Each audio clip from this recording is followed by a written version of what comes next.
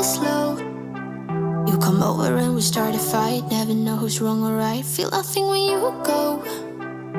I know it's not intelligent, drinking for the hell of it, but that's irrelevant now. We should talk about us.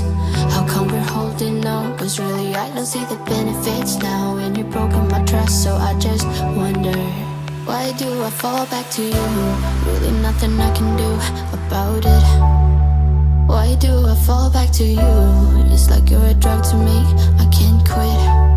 It's not like we're still 22, trying something new, just a pastime. I don't think that we ever could work this out. None of it makes sense, there's no reason why I still fall back to you.